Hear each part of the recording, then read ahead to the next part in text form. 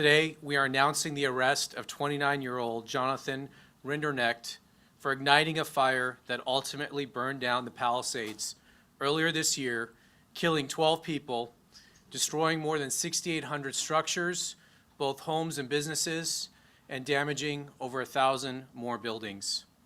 The complaint unsealed today charges the defendant with destruction of property by means of fire, a felony that carries a mandatory minimum 5-year federal prison sentence and is punishable by up to 20 years in federal prison. The defendant was arrested yesterday on a federal criminal complaint near his Florida residence, and he's expected to make his initial appearance today in the federal court in Orlando, Florida.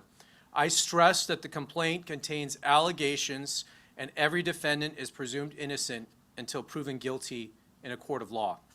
The allegations in the affidavit are supported by digital evidence, including the defendant's ChatGPT prompt of a dystopian painting showing in part a burning forest and a crowd fleeing from it.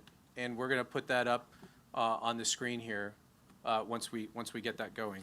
The allegations are further supported by the defendant's cell phone, his false statements to law enforcement, and his behavior during the Lockman fire, which the defendant is charged with maliciously starting shortly after midnight on New Year's Day of this year, and which eventually became the Palisades Fire.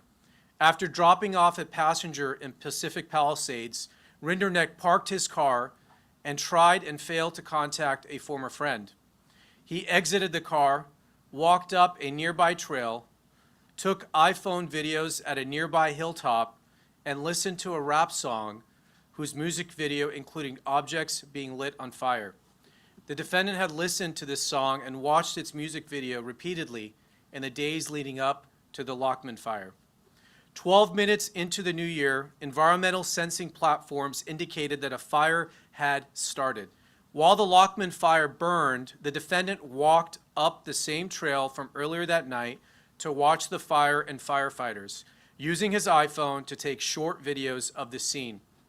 Although firefighters suppressed the blaze, the fire continued to smolder and burn underground within the root structure of the dense vegetation.